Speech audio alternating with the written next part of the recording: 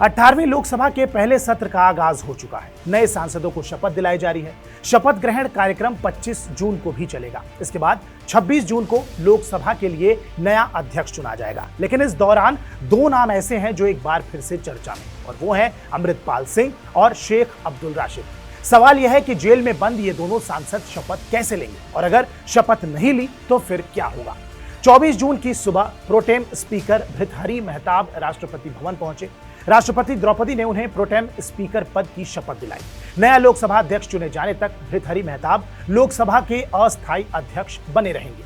उन पर नए सांसदों के शपथ ग्रहण और स्पीकर के निर्वाचन की भी जिम्मेदारी होगी। लेकिन अमृतपाल और राशिद इंजीनियर का क्या, इन्हें कौन शपथ दिलाएगा, क्योंकि ये दोनों तो जेल में बंद हैं। तो आपको बता दें कि अमृतपाल और राशिद इंजीनियर संसद के सदस्य हैं, लिहाजा इन्हें शपथ दिलाने की जिम्मेदारी संसदीय कार्य मंत्रालय पर है। नियमों के मुताबिक जेल में बंद निर्वाचित प्रतिनिधियों को शपथ लेने के लिए पैरोल दी जाती है। इसके लिए संसद सचिवालय जेल प्रशासन को सूचना देता है। इसमें बताया जाता है कि शपथ लेने वाला सांसद आपकी जेल में बंद है और उसे संसद में आकर शपथ लेने की परमिशन दी जाए। चूंकि दोनों आरोपी सांसद न्यायिक हिरासत में हैं, इसीलिए जेल सुपरिटेंडेंट संसद सचिवालय की तरफ से भेजे गए पत्र की जानकारी अदालत को देगा। अदालत की परमिशन पर ही पैरोल के नियम और शर्तें तय होंगी। अगर कोर्ट इन्हें शपथ ग्रहण के लिए इजाजत देता है, इसके बावजूद इन पर कई पाबंदियां लागू होंगी। मसलन इन्हें कड़ी सुरक्षा घेरे में संसद तक लाया जाएगा। एसीपी या इंस्पेक्टर रैंक का अधिकारी सुरक्षा में तैनात रहेगा। जेल की गाड़ी दोनों आरोपी सांसदों को संसद भवन के गेट तक लाएगी। यहां से संसद की सुरक्षा में तैनात गार्ड इन्हें अपनी कस्टडी में लेंगे और सदन तक पहुंचाएंगे। हालांकि सदन में पहुंचते ही बाकी सांसदों की तरह इन्हें भी अधिकार हासिल होंगे, जैसे कि आरोपी सांसद शपथ ले सकते हैं, लोकसभा स्पीकर के चुनाव में वोटिंग कर सकते हैं, लेकिन ये मोबाइल या फोन का इस्तेमाल नहीं कर सकते, और ना ही इन्हें अपने परिजन या दूसरे शख्स से मिलने जुलने की परमिशन है। शपथ लेने के बाद सांसद वापस जेल चले जाते हैं। हालांकि उनको लिखित में स्पीकर को जानकारी देनी होती है कि वो सदन की कार्यवाही में हिस्सा नहीं ले पाएंगे। अगर कोई सांसद 60 दिन तक बिना कारण बताए संसद की कार्रवाई में शामिल नहीं होता है तो उसकी सदस्यता रद्द हो सकती है, यानी कि उस सांसद की सीट को रिक्त मान लिया जाता है। अब ये दोनों सांसद जेल में क्यों बंद है, वजह भी जान लीजिए। Jammu Kashmir terror funding case में इंजीनियर शेख अब्दुल राशिद को साल 2016 में गिरफ्तार किया गया था।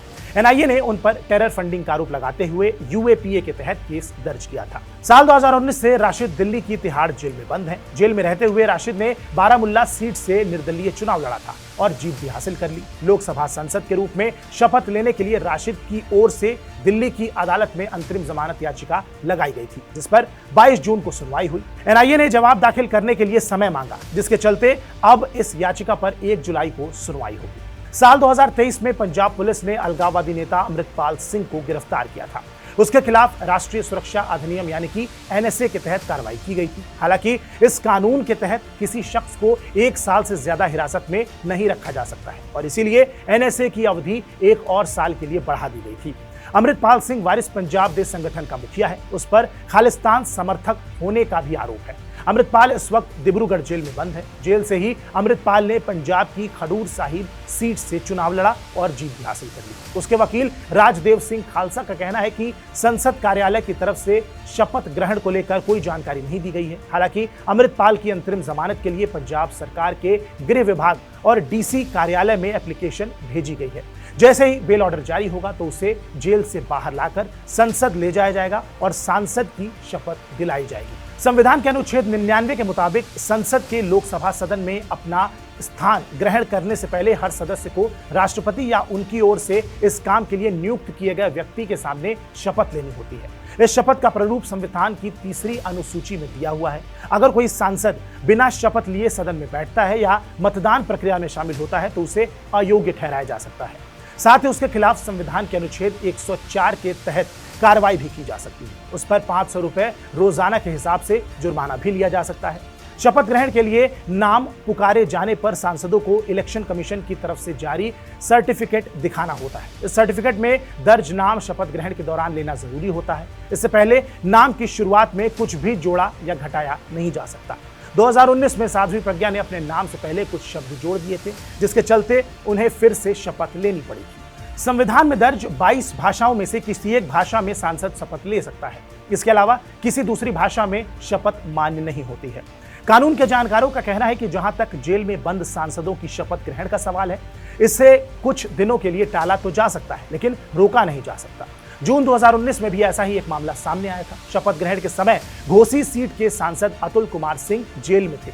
कोर्ट की परमिशन पर अतुल कुमार सिंह जनवरी 2020 में संसद पहुंचे और शपथ ग्रहण की थी। बहरहाल इस वीडियो पर आपकी क्या प्रतिक्रिया है, हमें कमेंट बॉक्स में जरूर बताएं। बाकी देश और दुनिया की तमाम बड़ी खबरों के लिए आप सब्सक्राइब कीजिए TV9 डिजिटल। नमस्कार।